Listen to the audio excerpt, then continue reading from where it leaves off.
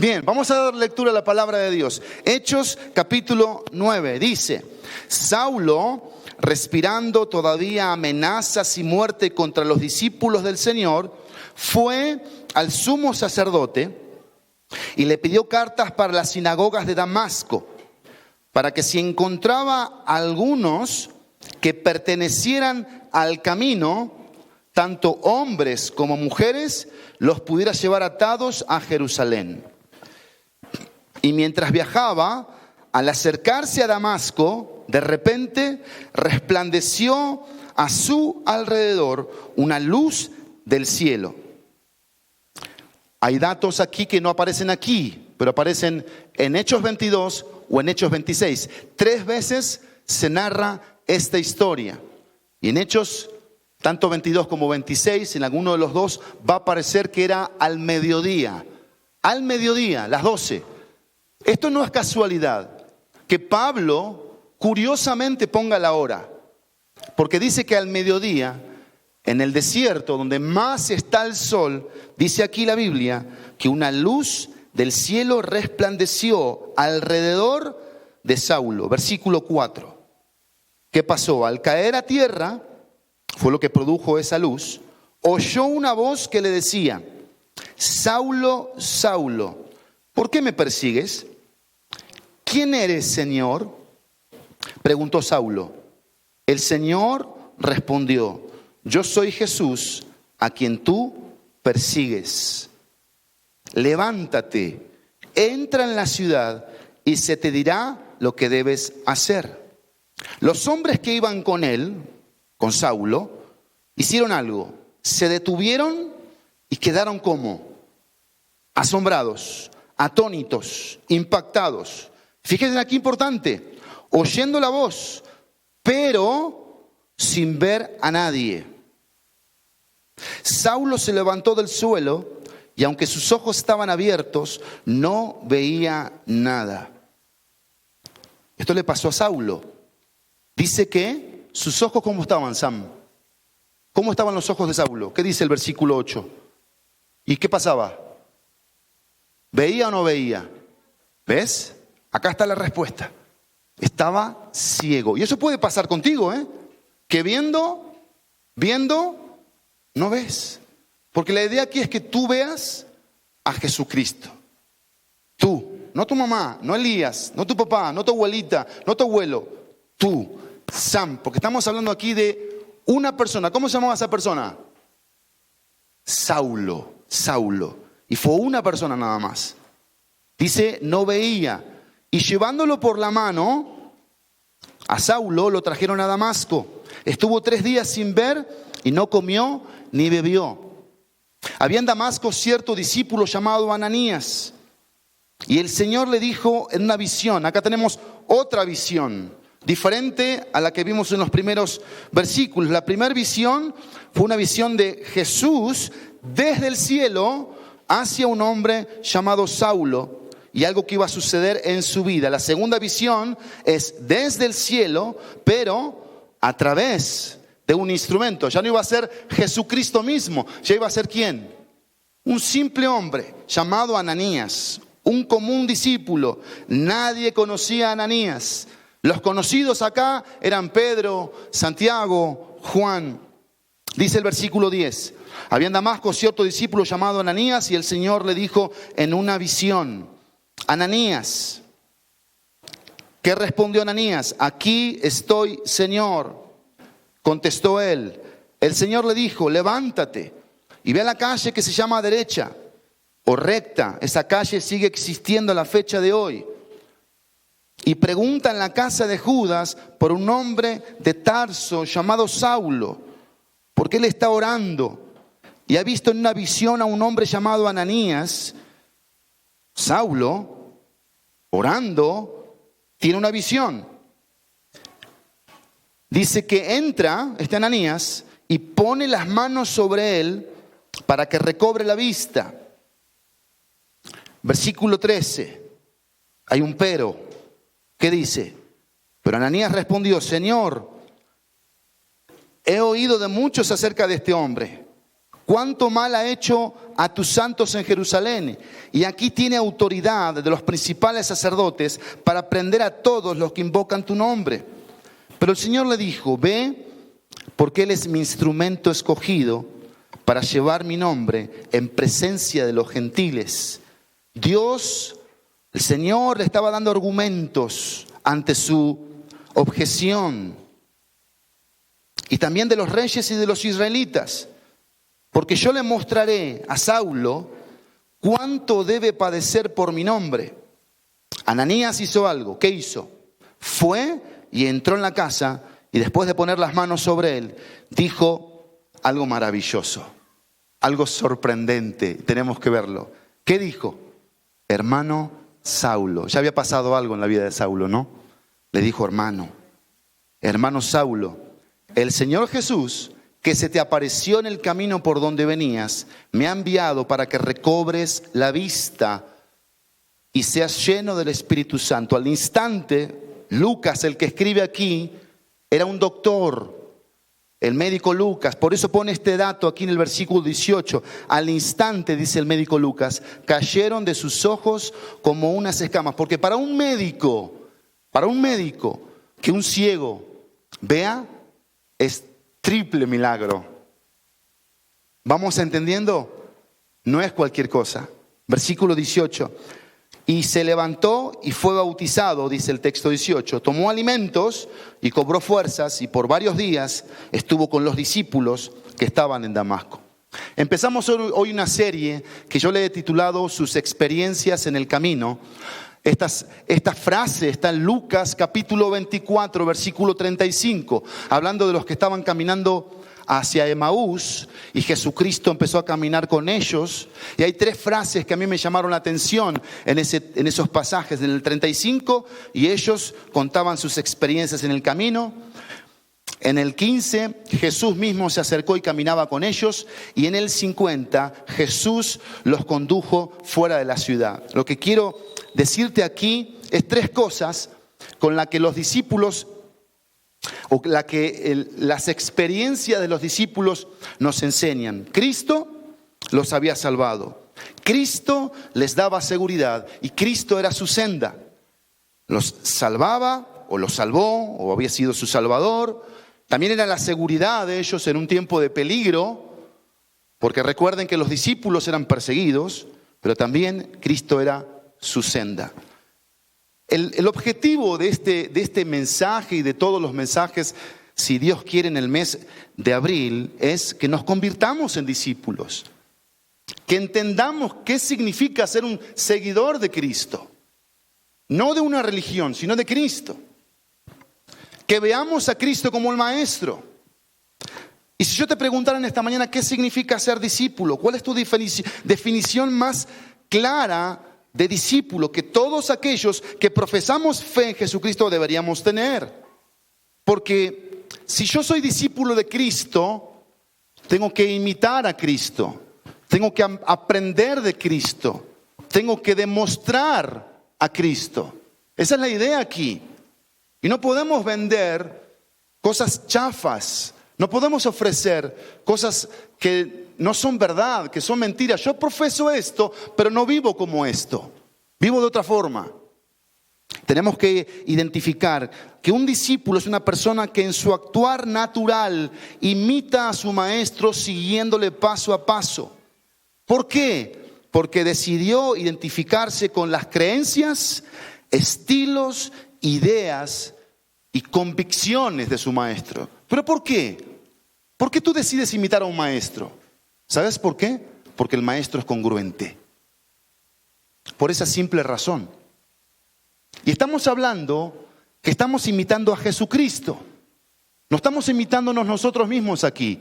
No estamos copiando maneras propias aquí de los hombres. Como yo hablo, tú hablas. Como yo me visto, tú te vistes. Como yo camino, tú caminas. No, eso está mal, eso es tache. Estamos aquí para imitar a Cristo. ¿Cómo habla Cristo? ¿Cómo piensa Cristo? ¿Qué decide Cristo? ¿Qué dice Cristo? Eso voy a hacer. Por eso voy a invertir mi vida. Demuestra necesidad inmediata de sabiduría de parte de su maestro. ¿Y qué hace este discípulo? Si yo demuestro necesidad inmediata de sabiduría, tengo que hacer algo inmediatamente. ¿Qué es? Correr al libro del maestro.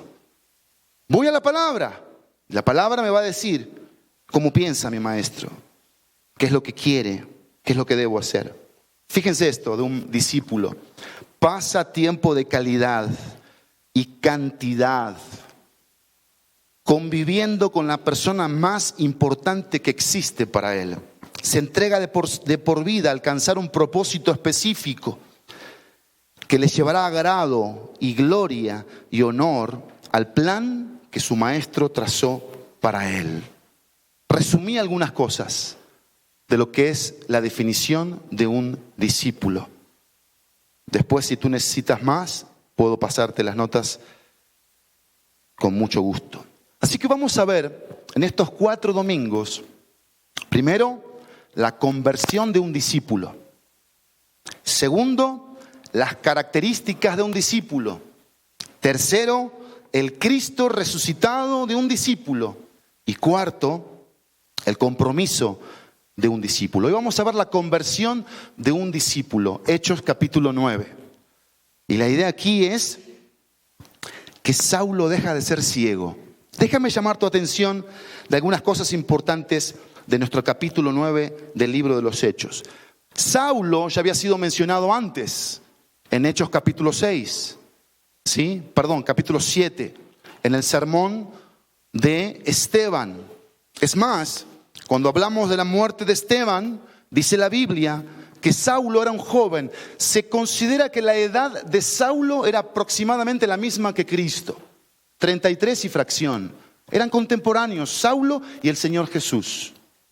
Y dice la palabra de Dios que Saulo estaba ahí alentando a los que agarraban piedras. Y yo me imagino a Saulo agarrando piedras más grandes y pasándoselas para que se las arrojaran a Esteban. Saulo estuvo presente en la muerte de Esteban, porque Saulo odiaba a los cristianos, odiaba a los seguidores de Cristo. Era un enemigo, tenía una enemistad Saulo, porque no había en el razonamiento de Saulo un rabínico preparado en la ley que un tal Jesús fuera digno de ser seguido. Él tenía en su cabeza la Torá, toda la ley que se le había instruido, y eso iba por delante de Saulo. Él no concebía que un hombre llamado Jesús tenía que ser amado, tenía que ser creído, tenía que ser seguido. Es más, Saulo aquí en el capítulo 9 ya sabía que Jesús había muerto, ya sabía que Jesús estaba muerto. Algo pasó aquí en el libro de los Hechos, que en el capítulo 8 hay una dispersión de los cristianos. Los cristianos son dispersos por todas partes del mundo. ¿Y qué pasa aquí? ¿Qué nos enseña eso? Que el cristianismo iba progresando. El cristianismo iba creciendo. El cristianismo iba tomando la forma que el plan original de Dios tenía. ¿Cuál era la forma, el plan original?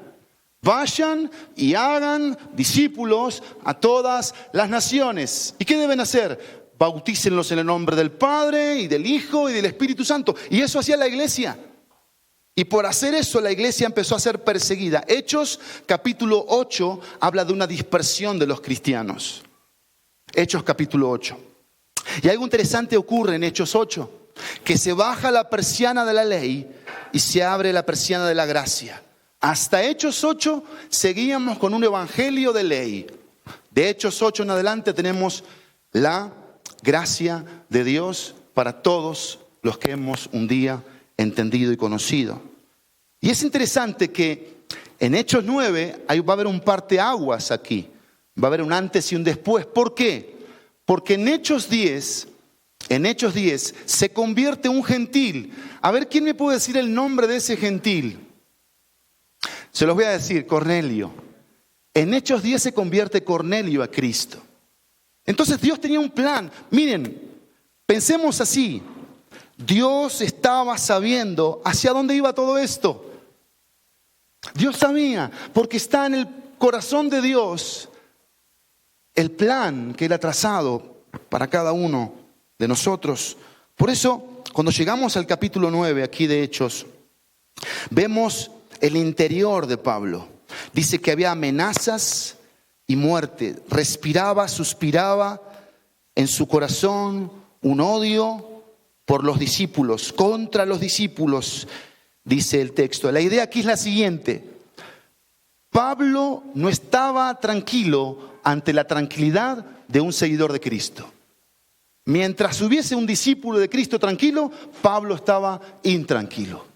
Y Pablo escuchó que en Damasco, 250 kilómetros de Jerusalén aproximadamente, los cristianos estaban creciendo, se estaban multiplicando. ¿Saben cuántas sinagogas habían en Damasco? Entre 30 y 40 sinagogas. Y ahí estaban los creyentes haciendo ruido para la gloria de Dios. Estaban proclamando el mensaje de Jesucristo. Y Pablo sabe de eso. Y eso le produce a Pablo hervor, enojo. ¿Qué hace Pablo? Fíjense lo que dice el texto 1. Dice que fue al sumo sacerdote. ¿Quién era este sumo sacerdote? Caifás. Ya hemos escuchado de Caifás. Un instrumento de Satanás. Un instrumento del diablo. ¿Para qué? Para frenar el plan de Dios. Para estorbar la obra de Dios. Fue Caifás el que estuvo ahí cuando nuestro Señor Jesucristo fue apresado y fue a la cruz. Bueno, acá también estaba Caifás para darle esa carta que iba a darle autoridad a Pablo. ¿Para qué?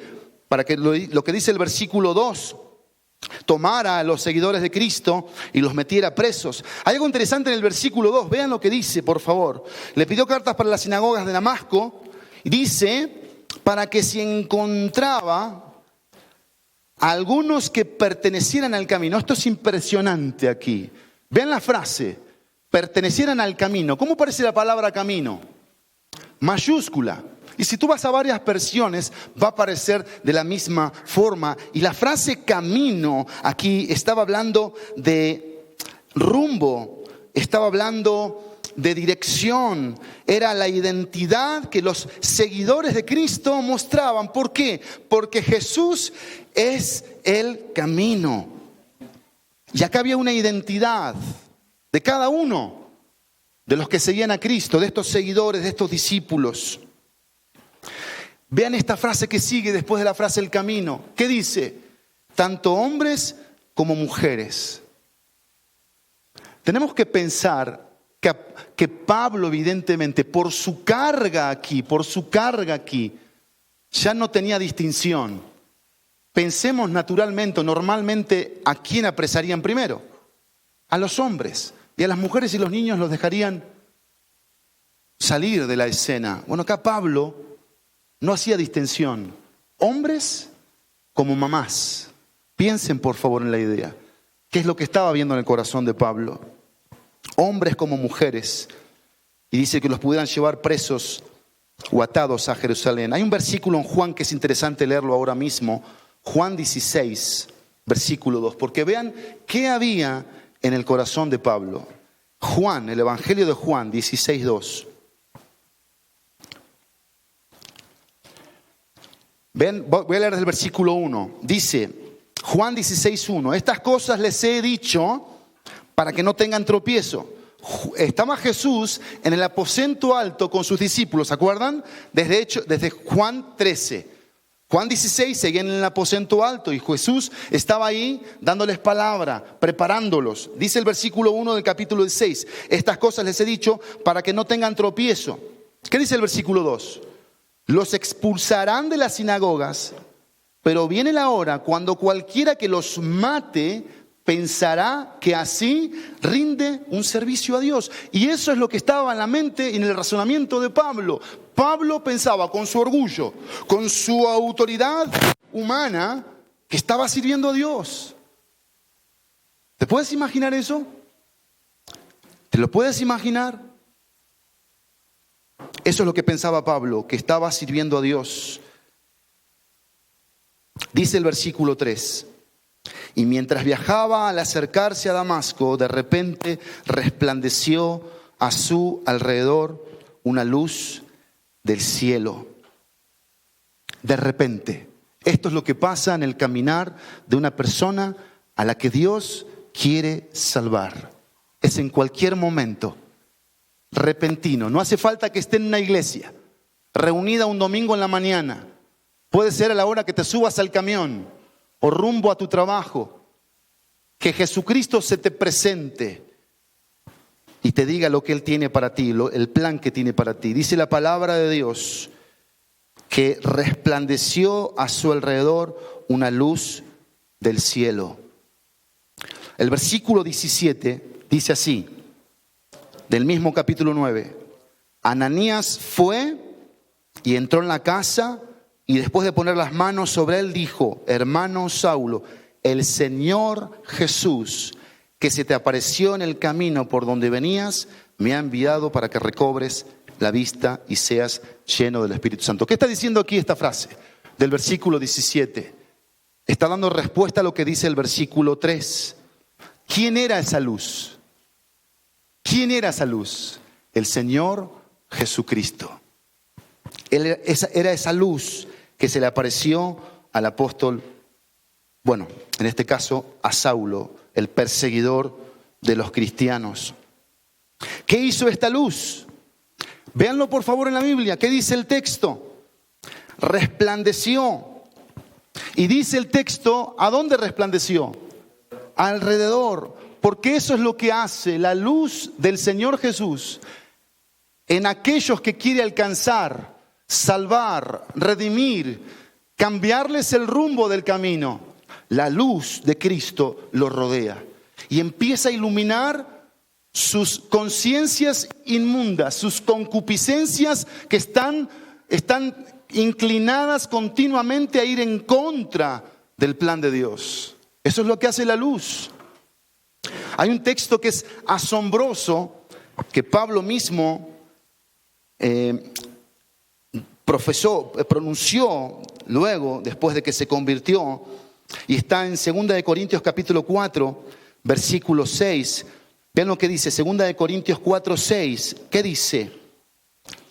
Pues Dios, que dijo que de las tinieblas resplandecerá la luz, es el que ha resplandecido en nuestros corazones para iluminación del conocimiento de la gloria de Dios en el rostro de Cristo.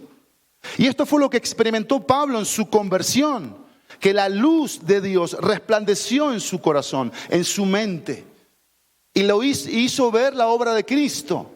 No como una obra general, sino como una obra específica y puntual. A ti te quiero salvar porque tengo un propósito específico para ti.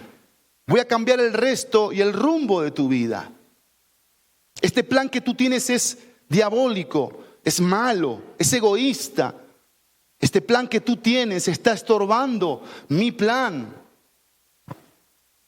Y es impresionante cómo el Evangelio de Jesucristo puede hacer esto en los que realmente se convierten a Él. Pero no solamente eso dijo el apóstol Pablo.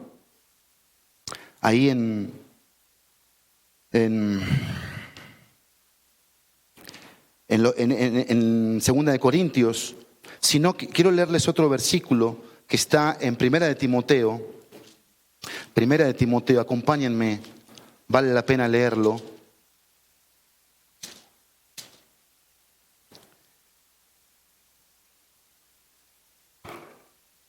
Dice el versículo 13, vean lo que dice, 1 de Timoteo 1:13.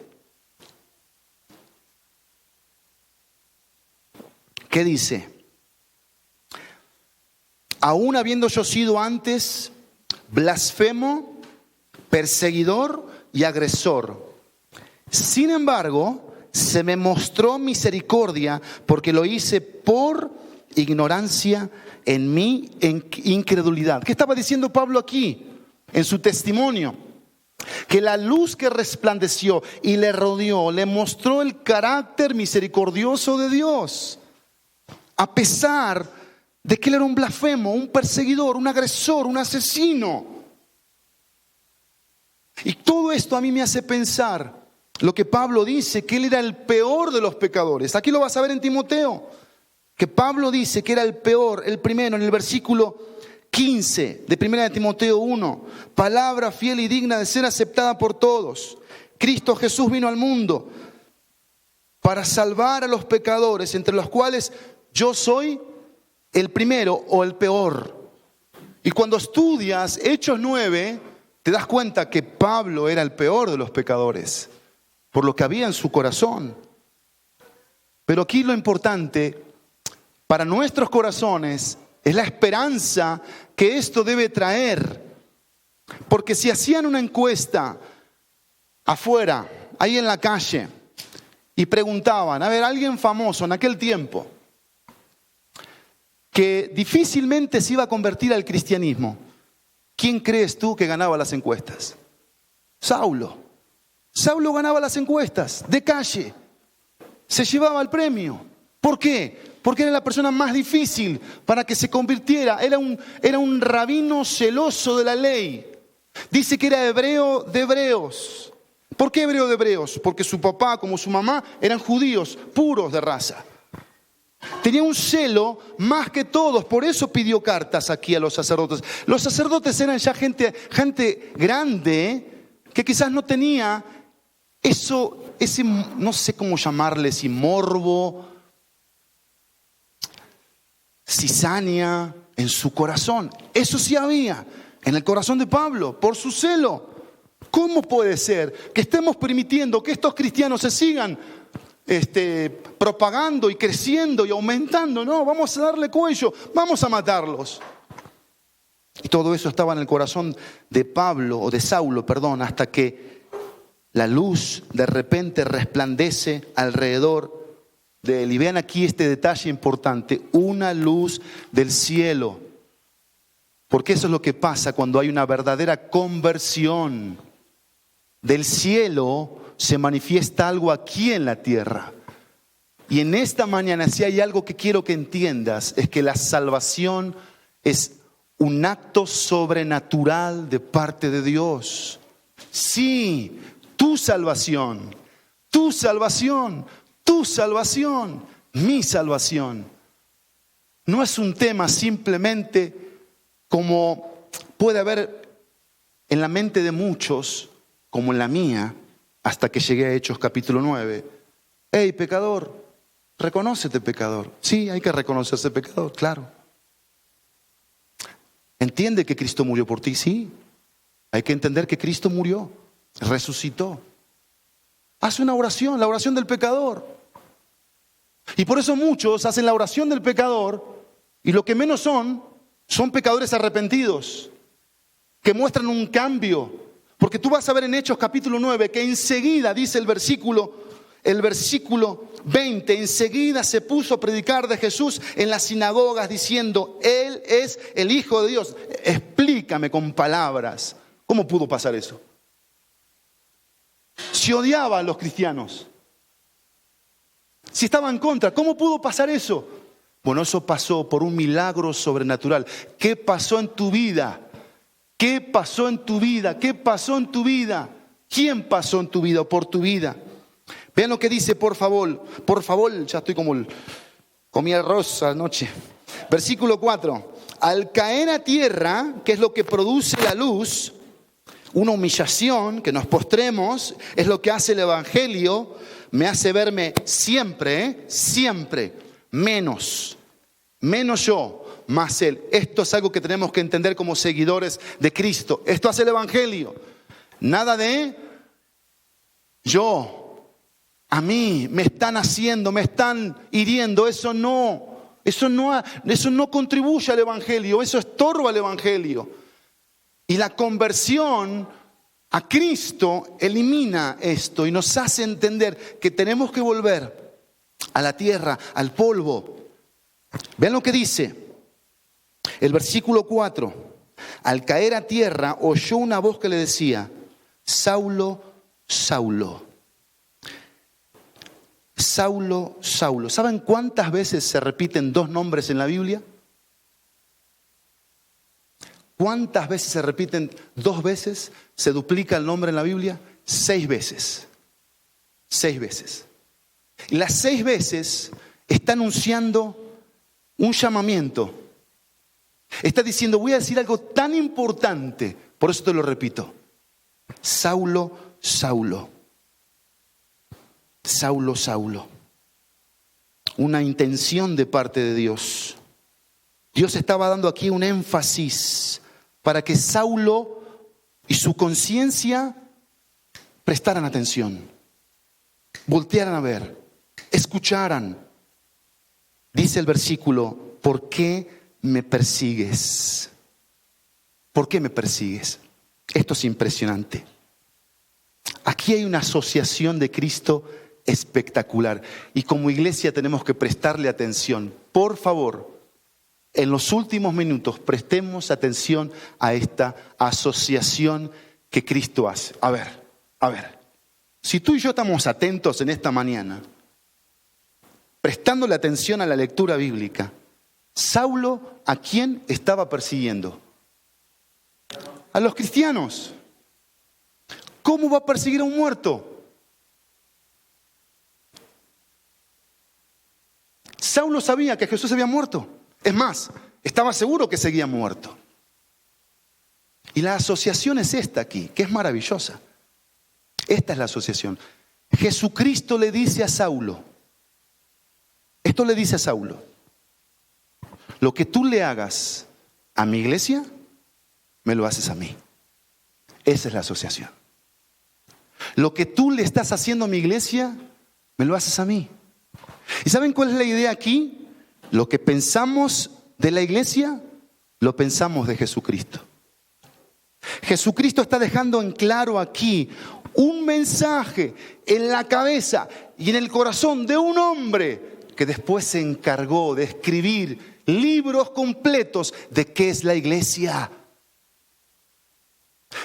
Y pasa esto aquí. Nosotros queremos desasociar esto. Y nosotros le decimos a Cristo: Cristo, tú y yo, todo bien. Pero estos hermanitos de acá, híjole, son una bola de hipócritas. Estos hermanitos de acá, no más no.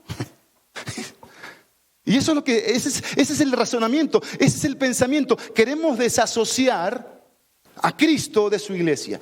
Quiero que pensemos en esta mañana en esto. ¿Cuántos de nosotros aquí hemos presenciado una boda? Hemos presenciado una boda en donde está la novia y el novio. Y antes de decir acepto, el novio ve a la novia y dice: lo único que acepto de ti es la cabeza. Lo demás no. Pregunta: ¿estuvieron alguna vez en una boda en donde el novio le dijo a la novia: todo lo demás no lo acepto, pero la cabeza sí, tu cara sí? Y no, que no cambie tu cara, por favor. ¿Eso existe? ¿Eso ha pasado? Quiero escucharles, a ver. No, pero nosotros hacemos eso. Cuando Jesucristo le dijo a Pablo: ¿por qué me persigues?, le estaba diciendo a Pablo que lo que tú le hagas a mi iglesia, me lo haces a mí. Y yo tengo en mis notas aquí,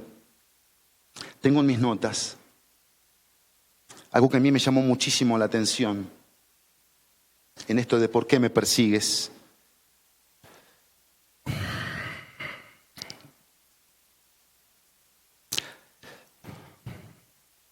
Tú no puedes separar las dos cosas. No puedes separar a una cabeza de su cuerpo. ¿Estamos de acuerdo con eso? No lo puedes separar.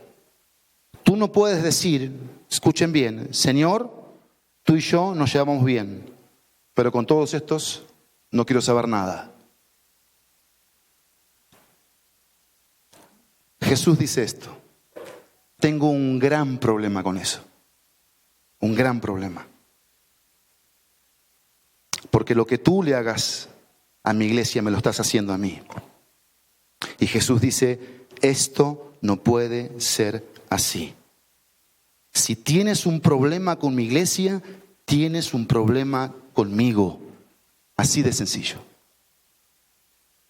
Así de sencillo.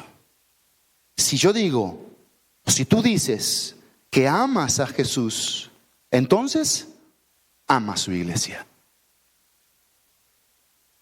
No podemos decir que amamos a Jesús y no queremos saber nada del cuerpo. No, no es así.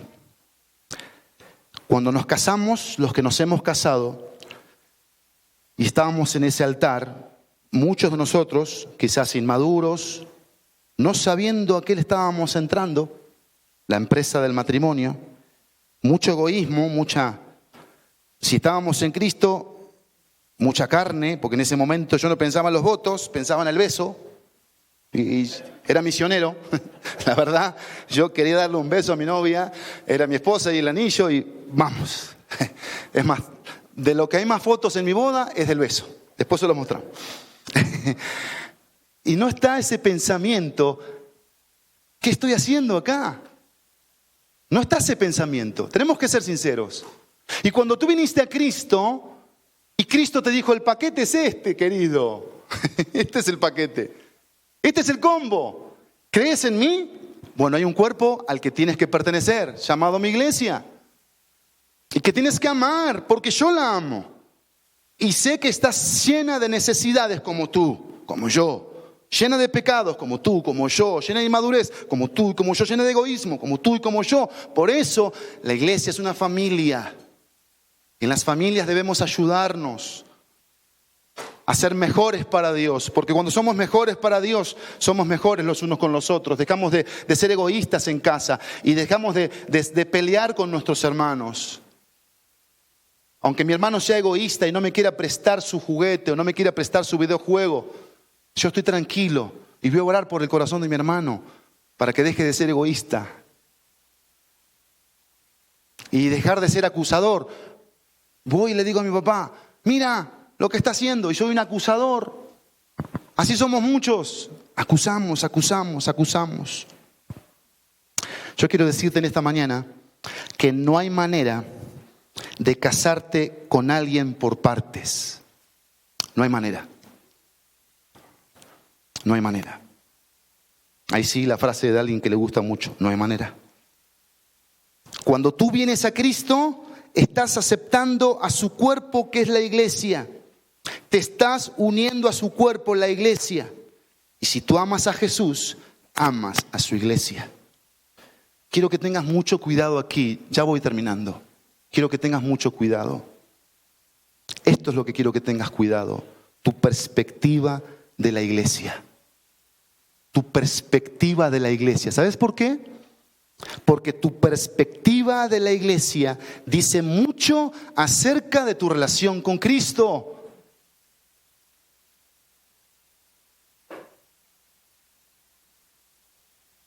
¿Estás escuchando? ¿Estás viendo?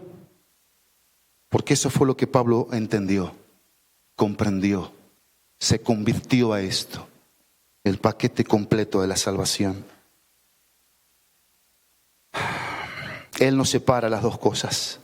Es por eso que no puede existir un cristiano que no se reúna.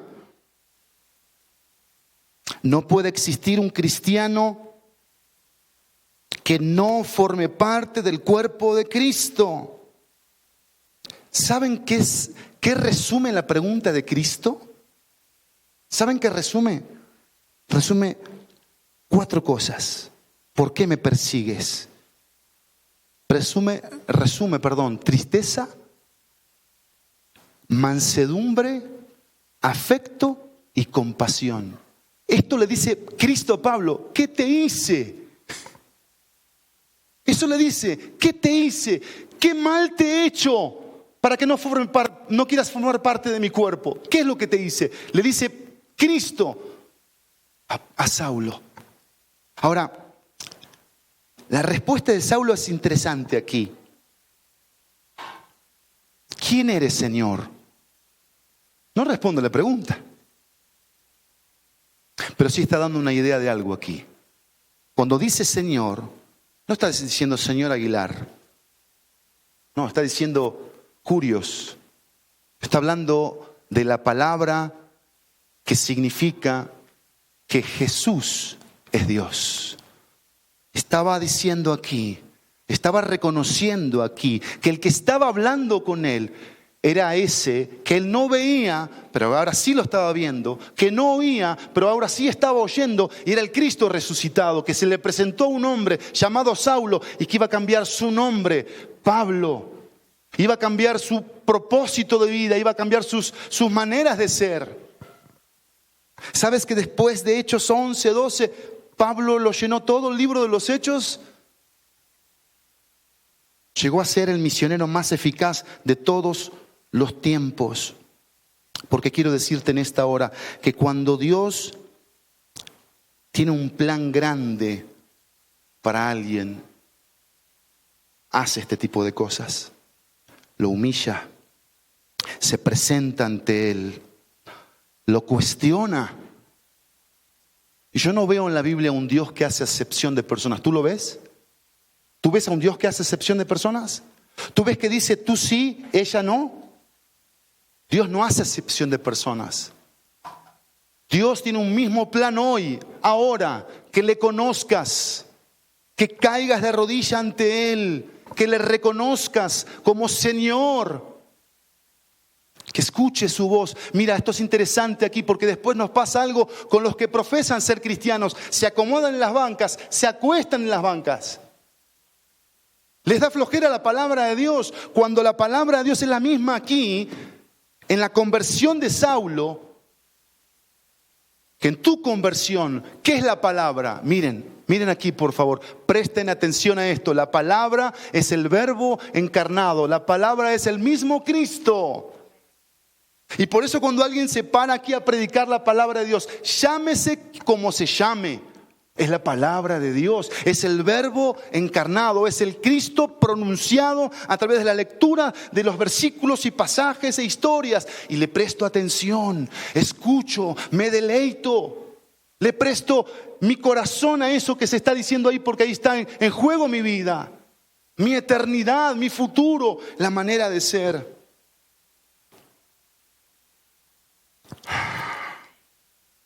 Termina el versículo 5 diciendo: el Señor respondió: yo soy Jesús a quien tú persigues. Jesús nuevamente se identifica con Pablo. Jesús nuevamente le llama la atención. Y luego le da órdenes. Y miren, al que entraba en Damasco para encarcelar, ahora era atrapado. Y era llevado de la mano, frágilmente. Ojo, él iba a agarrar de las manos a hombres y mujeres y llevarlos a la cárcel. Ahora él es agarrado de forma delicada de su mano y lo llevan a Damasco. Va a estar 3 días en la casa de Judas. No Judas, el que ustedes saben que ya murió. Judas, el que traicionó. En aquellos tiempos Judas era como los nombres de moda. Hoy nadie le pone Judas a nadie, ni a los perros.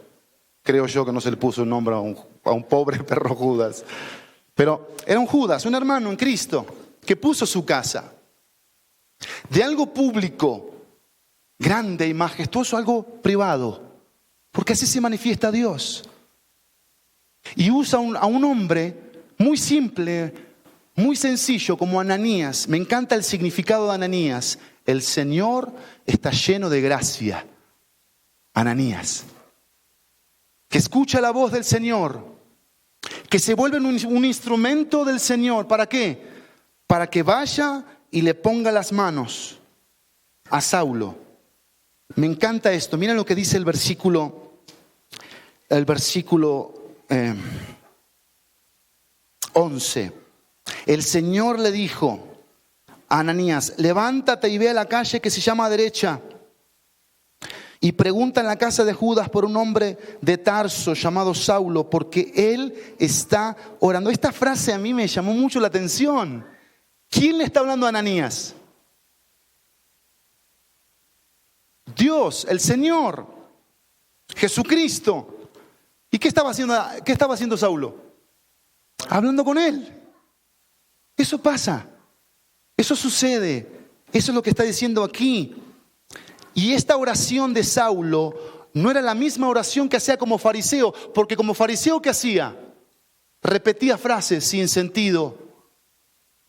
Esa era su oración. Recuerden que los fariseos oraban mañana, tarde y noche, y se postraban y repetían rezos y dale y duro y dale, pero no tenían ningún sentido. Aquí ya Saulo, cuando dice que estaba orando con una convicción de pecado. Saulo estaba enfermo, había quedado ciego, 3 días no comió, 3 días no comió, no bebió, no tomó una gota de agua, porque necesitaba encontrar la respuesta. Tienen que pensar que en la cabeza de Saulo en esos días vino Esteban. En la cabeza de Saulo en esos días vino Deuteronomio, rápidamente, Deuteronomio 28:28. Miren lo que dice. Esto vino en la cabeza de Saulo, 28:28 de Deuteronomio. Te herirá el Señor con locura. Estoy en Deuteronomio 28:28. Esto vino en la cabeza de Saulo mientras oraba. Te herirá el Señor con locura, con ceguera y con turbación de corazón. 29. Y andarás a tientas. Tienen que checar este detalle bíblico. ¿A qué hora? Andarás a tientas. ¿A qué hora? A mediodía, como el ciego anda a tientas en la oscuridad, y no serás prosperado en tus caminos, más bien serás oprimido y robado continuamente sin que nadie te salve. Vamos a Isaías 59:10. Esto es lo que estaba en la cabeza y en el corazón de Pablo mientras Pablo oraba y hablaba con Dios, porque decía, estoy equivocado, he estado equivocado. Si resucitaste, si estás vivo, si eres el Señor, si eres el que murió en la cruz para salvarme, para limpiarme, tienes un plan para mi vida. Ahí estaba Pablo, 59:10. Dice Isaías 59:10, vamos tocando la pared como ciegos y andamos a tientas como los que no tienen ojos. Tropezamos ¿a qué hora del día? Donde está la más intensidad de luz, como al anochecer, donde están las tinieblas, donde opera Satanás. Entre los robustos somos como muertos. Volvamos a Hechos 9:11. Pablo estaba orando y estaba orando con convicción de pecado. La luz del Señor lo llevó a él mismo y le hizo ver que necesitaba ser salvado, ser perdonado, ser redimido. Me encantó esto. Un cristiano espiritualmente vivo, sin oración, es tan imposible como un hombre naturalmente vivo, sin aliento. Si no hay aliento, no hay vida. Si no hay oración, no hay gracia. Y Pablo estaba buscando gracia, salvación, perdón. Para aquellos que pensábamos que la gracia es irresistible. La gracia es irresistible. Pablo aquí estaba resistiendo la gracia. Pero ¿qué le demostró Jesucristo? Que hay un poder que derriba la resistencia.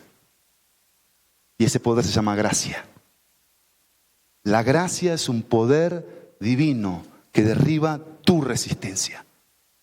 Tú estás peleándote con Dios y le dices a Dios, Dios, ahora no te necesito, dame chance, el próximo domingo, la próxima semana, el próximo año, yo quiero seguir con mi vida. Pero la gracia de Dios salvadora es un poder que vence tu resistencia. Por eso la salvación no depende del pastor, del predicador. La salvación depende del que te está buscando a ti y Cristo se presenta ante ti. Me encanta cómo Ananías obedece y es un instrumento en las manos del Señor. Y el Señor le dice, ve Ananías, porque el 15 es un instrumento escogido para llevar mi nombre en presencia de a los gentiles, reyes. Acuérdense que Pablo tiene un título. ¿Cuál es el título de Pablo? El apóstol, ¿a quiénes? A los gentiles. Cuando habla de reyes, Pablo estuvo con reyes, 2 puntualmente. ¿Quiénes fueron estos reyes? Agripa y César. 2 reyes con los que Pablo estuvo y casi los convence al cristianismo. Y sus mismos contemporáneos israelitas. El plan de Dios se cumplió en la vida de Saulo. Dejó de ser Saulo el perseguidor a ser ahora perseguido. Dejó de ser Saulo el que mataba, ahora a dar vida. Dejó de ser Saulo el que encarcelaba, ahora ser él el encarcelado. Fíjense cómo termina el versículo 19, es impactante. El 18, después de que Ananías pone las manos, recobra la vista, es decir, la oración es contestada. Lo que Jesús dijo que se iba a hacer, las órdenes que se dieron, se cumplieron, porque así es Jesús, cumple sus promesas siempre y usa instrumentos. Aún Ananías, un simple hombre. ¿Por qué no pensó en Pedro? ¿Por qué no pensó en Juan? Porque así es Dios. Usa a quien quiere para alcanzar a un hombre. Miren, Pedro estaba en Jerusalén predicándole a miles de personas. Felipe estaba en Samaria cosechando y sembrando la palabra de Dios a cientos. Ananías a uno. Pero con ese uno, ¿sabes qué iba a suceder? Naciones enteras iban a oír de Jesucristo. Y eso sucede cuando obedecemos la palabra de Dios, cuando decimos, sí, tengo objeción. Este tipo mata, persigue, es más, tiene cartas para meternos presos. Pero si tú me dices esto, yo lo voy a hacer. Voy a obedecer. Pero el versículo 18 dice, al instante cayeron de sus ojos como unas escamas y recobró la vista. Vean lo que dice aquí. A ver, ¿qué dice el texto? ¿Qué hizo Saulo? Digo, porque muchos ahora están con hambre, ¿no? ¿Qué hizo Saulo? Se levantó, 3 días no comió. ¿Qué dijo? Vamos a darle al taco porque tengo mucha hambre. ¿Qué hizo? Vean ustedes cómo cambian las prioridades de una persona que cree en Cristo. Cambian las prioridades. Y de aquí podríamos estar otra hora predicando. Tus prioridades y mis prioridades dejan mucho que desear. Dejan mucho que desear. Nos decimos convertidos a Cristo, pero nuestras prioridades no son conforme a lo que Cristo es, sino a mi estilo de vida, mis horarios, mi agenda, mi vida, mi tiempo. ¿Qué dice Pablo? ¿Qué dice la palabra aquí de Saulo? Se levantó y fue bautizado, porque sus prioridades cambiaron. No pensó en la comida. No pensó que tenía hambre. Pensó que tenía que obedecer, identificarse, porque eso es bautismo. Se identificó doblemente con Cristo. Cristo había muerto y resucitado para darle vida. Y eso lo entendió Saulo, perdón. Y eso sucedió en su corazón. Y termina el versículo 19. Tomó alimentos, cobró fuerzas porque el templo necesita, después de las prioridades, alimentarse. Pero no me alimento porque tengo un hambre atroz. Y como dicen en mi país, tengo un hambre que raja la tierra. Me muero de hambre. No. ¿Cómo? Porque quiero ser un instrumento para Dios. ¿Te das cuenta? No como para llenar la panza. ¿No es cierto? ¿Sí? ¿Ocurrió un milagro hoy o no ocurrió un milagro? Sí, ocurrió un milagro. Hemos orado por esta pequeña, Hemos orado por su alma. ¿Quieres venir aquí conmigo? ¿Quieres venir acá? ¿Humana? Vean lo que dice el versículo 19 para terminar. ¿Qué dice? Vean lo que dice. Y por varios días, ¿qué hizo Saulo? Véanlo por favor. ¿Qué hizo? Estuvo con ¿quiénes? Que estaban en Damasco. A ver, versículo 1. ¿Qué respiraba Saulo? Amenazas y muerte contra ¿quiénes? Y ahora los ama. Ahora los ama. Ahora tiene afecto con ellos. Ahora pasa tiempo con ellos. ¿Ves lo que hace el Evangelio? ¿Ves lo que hace? Te invita a esto. Te invita a esto. ¿Oramos? ¿Qué trajo la conversión de Saulo? Cambio de nombre, cambio de vida, cambio de propósito. Mientras tú estás ahí en tu lugar orando, yo me hice algunas preguntas en mi conclusión práctica del mensaje de hoy. Esta es la pregunta que yo me hice. ¿Has tenido un encuentro con Cristo? ¿Cuándo y cómo se te apareció Cristo? ¿Cómo fue la voz de Cristo en tu corazón? ¿Qué fue lo que oíste de Cristo? ¿Cuál fue tu respuesta? ¿Cómo te das cuenta de que has dejado de ser ciego? ¿Cómo te das cuenta de eso? ¿Qué piensas de la iglesia? ¿Qué piensas de la iglesia? ¿Cómo te está usando Dios para su servicio? ¿Qué cambió Cristo en ti? ¿Estás bautizado doblemente? ¿Cuándo fue la última vez que ayunaste? ¿Qué tipo de relación tienes con los demás discípulos de Cristo? Y la última pregunta, ¿cuál es el rumbo que como convertido a Cristo estás llevando hoy? Padre, gracias por tu palabra. Gracias por hablarnos a través de ella y enseñarnos acerca de la conversión de un hombre que fue Saulo, que dejó de ser ciego. Gracias porque oyó, porque vio, y habiendo otros ahí como testigos, vieron, pero no vieron, oyeron, pero no oyeron. Que no pase hoy eso acá, Dios, te lo suplico. Que todos aquí podamos verte y oírte, ver tu luz que nos rodea y nos llama a ti. Si somos salvos, a recordar, pero también a examinar qué está pasando con mi cristianismo. ¿Qué tipo de cristiano soy? ¿Soy un cristiano que pertenezco al propósito? ¿Que estoy encaminado en el propósito de Dios o estoy peleado con la iglesia de Cristo? Yo te animo en esta mañana que hagas las paces con Jesús. Que lo ames y que ames lo que Él ama. Y vuelvas a su plan para tu vida. No te alejes, no te enfríes, no te enojes, no te desilusiones, no te frustres.